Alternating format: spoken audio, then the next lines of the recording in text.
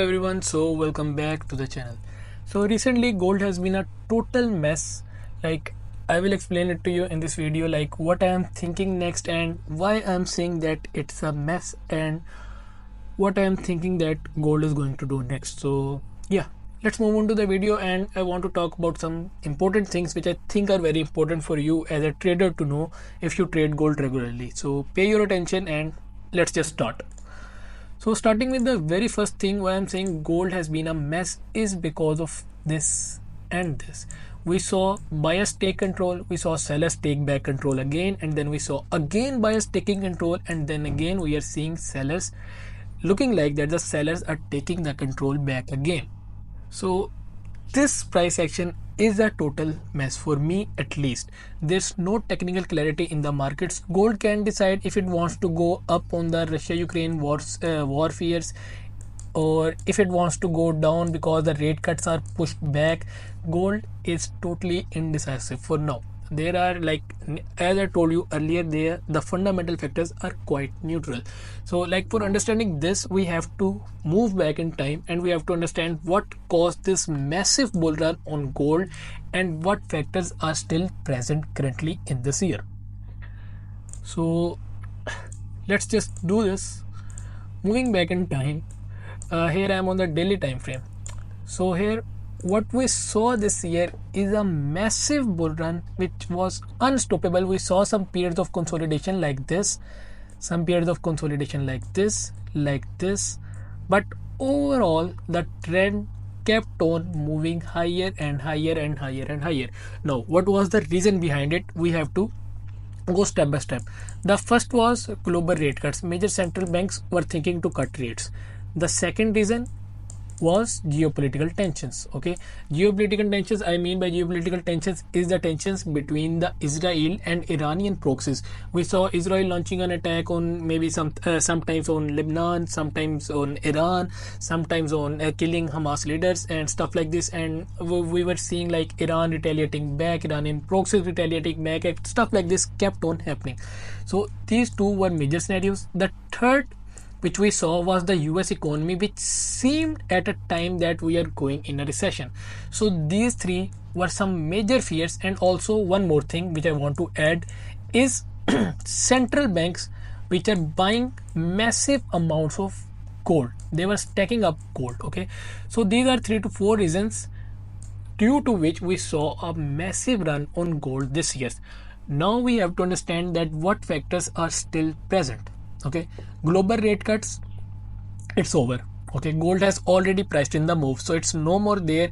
If there is any new uncertainty type of thing, then obviously this would be a factor, but for now there's nothing like global rate cuts which is pushing the prices of gold higher.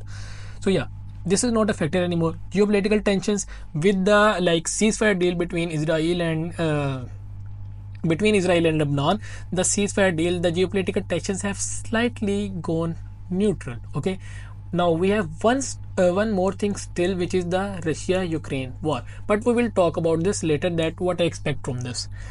On the third point, we have the US economy, which still seems to be doing very well. Okay, the labor market is fine, the services sector is doing good, the manufacturing sector is holding well, things like this. So the US economy is okay, but I will still talk about on some stuff, but first let's move on. The central banks backing up gold. Okay, so this was a major thing. We saw China backing up tons of gold, but for now they have slowed their pace of backing up gold, so this is not a factor anymore. Now what we have, two things left which can push the gold price higher are some geopolitical tensions, and then we have the US economical factors. Okay, so these are the two things. So let's focus on them, let's talk about them, and then I will talk about what I am expecting for gold next. Am I expecting a massive downside move, or am I expecting a correction coming up next? So yeah, talking about the Russia-Ukraine situation, in my view, what I see, it's not a prediction, it's just a guess. Okay, so talking about the Russia-Ukraine situation, if Russia attacks Ukraine, that's a everyday thing for the markets. Markets will not have a big impact, like if there's some new type of attack. Okay, but if Ukraine attack backs on Russia, like some type of major attack which we saw in the like past week, then markets will have a major effect of it. But for now, what I think is there are no like major type of news or uncertainties about it. There's nothing major news which would be alarming. Okay, so this is just a type of like chilled thing for now. Okay, so this is not a major problem for now. Yeah, there are no news about it now. Talking about the second thing, which is the US economy. Okay, US economy, we have two very important datas which are coming out tomorrow, and these two datas will give us the clarity. The one is the GDP numbers and the second is inflation. What we want to see to trade gold is we want to see that where the economy is heading and where the inflation is heading. This will give us hint if the US economy is still doing well or the consumer is struggling, and this will tell us if the rate cuts are coming or not, and if they are coming then at what pace and whatever. Okay, so these two are going to be the very important data of this week, or I would say of this month. So yeah, we have to keep an eye on both of them.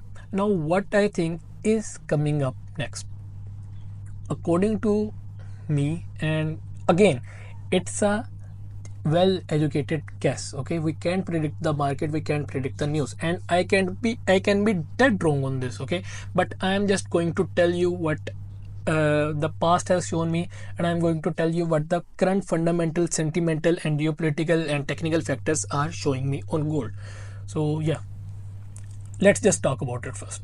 Okay, before that, there's a warning for you that if you are a beginner and if you are not with a mentor or something like this, no matter who, but if you are like a beginner and you're still in consistent losses, in net losses, then I would advise you, don't trade today. Okay, and don't trade tomorrow. Okay, wait for tomorrow's data and wait for total fundamental clarity, because you can see right now we have, before this we had a clear trend and we all can make money in trends like this, but for now we don't have any clear trend. We have just a consolidation phase just like this. Okay, and in periods like this people tend to lose the most amount of money.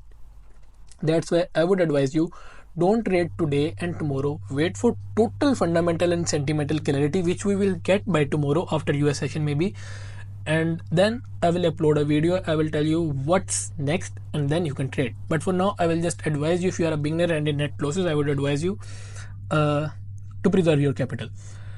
So yeah, that's my advice. Now moving on to what I am thinking, at least for now. Obviously the US data can change everything, but what I am thinking for now, basing on the things which have already happened or which are currently present in the markets, basing on that, what I think is we can see this move continuing lower. Okay, for now my main target, my actual target is going to be this 2560 levels, which I think is going to be a good target. Okay, because we have seen like this is a well known demand zone. Okay, we have seen 2 times the demand coming in good at this level. So yeah, my first target is going to be 2560, and I am currently still a bear on gold. Okay, the reasons, again, the US economy is holding well, the geopolitical tensions are waning away, the rate cut bets are pushed back, the central banks are not backing up gold at the pace at which they were doing previously, and lastly, yeah, that's pretty much for this. So for these reasons, I think we can see this correction continue a little more than we think.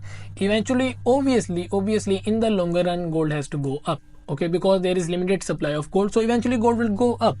The less the supply, the more the demand and the price. Okay, so yeah, this is the basic thing, but eventually in the longer run gold will go up. But for now, as a trader, we have to adapt to the market. So I think adapting to the bearish bias is a good idea. Now I will like tell you one thing. I have also lost a trade on gold yesterday.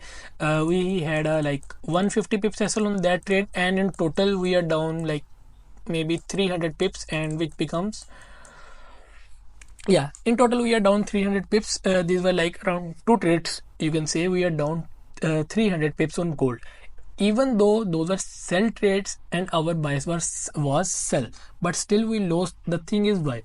The bias was sell, even though we saw a big move to the downside on gold, but still I lost. Why?